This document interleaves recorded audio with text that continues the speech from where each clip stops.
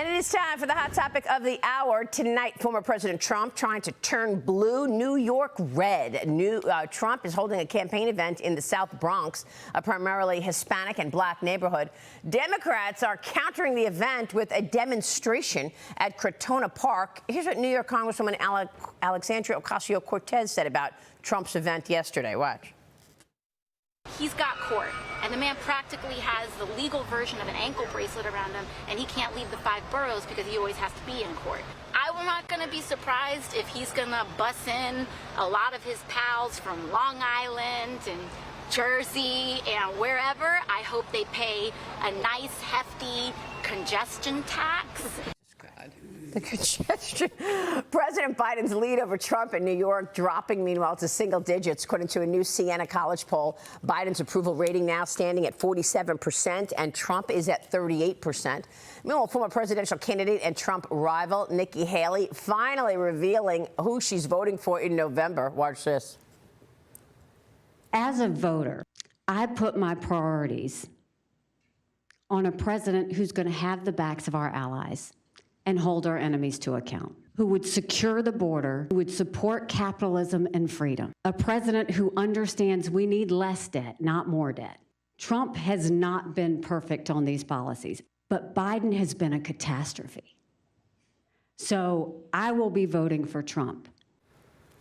There you go. Liz Peek, your reaction. Yeah, I am so happy to see Nikki Haley come out in support of Donald Trump. And she's right.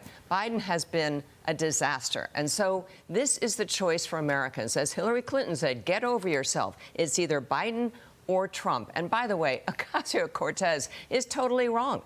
Donald Trump, in case she hasn't been following the news, has not been stuck in New York. He is traveling to other states, including Florida, but also Michigan and other places to campaign, even during this trial going on. So I think he's going to have quite a resounding audience tonight in the Bronx. Axios is reporting that they've had 10,000 people sign up for a venue that holds 3,500. So I think this could be a kind of a startling thing. It's mostly Hispanic, this neighborhood.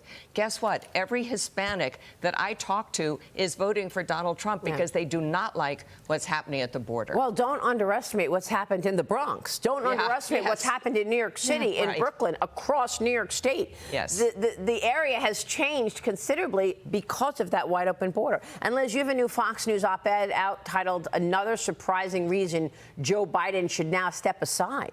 You say if a large portion of Biden's unpopularity is due to his age, Harris would be a significant upgrade. Really? Well, really.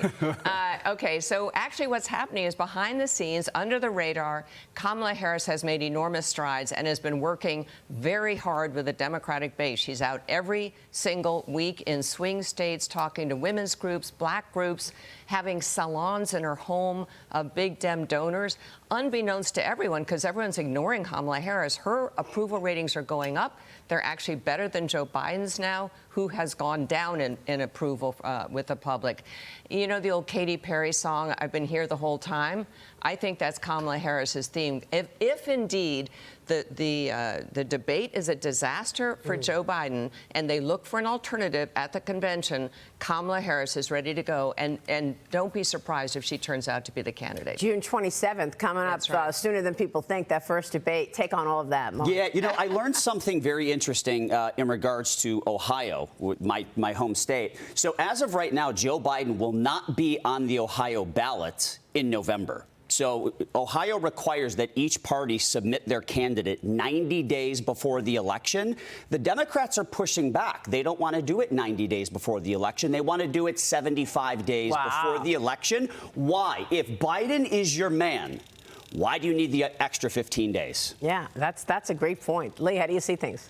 I'm actually fascinated by what's happening in New York. When you look at that poll, it's, you know, Joe Biden's certainly ahead. He's ahead by 9 points. But look back at 2020. Joe Biden won New York 61 to 37, and now we're looking at a 9-point race. New York is really changing. We saw it in the midterms. We saw Lee Zeldin gave a really good run and was closer than I think a lot of people expected. When you're looking at the shifting demographics, you're looking at people's sentiment. I think we're seeing a huge shift in New York, and I think I mean, I'm not saying it's in play, but I mean, that is a huge, huge shift in popularity and perception. Let's not forget those numbers that we saw in New Jersey. All those people in New Jersey for that rally in Wildwood. You know, he's going at blue states. He's going at blue states hard. He really is, and I think there's something that so many people miss, and that he's really become a champion of the working class. Yeah. And that is across, blue states, red states, and he's rallying people. Yeah. All right. We are just getting started this morning. We've got a lot coming up.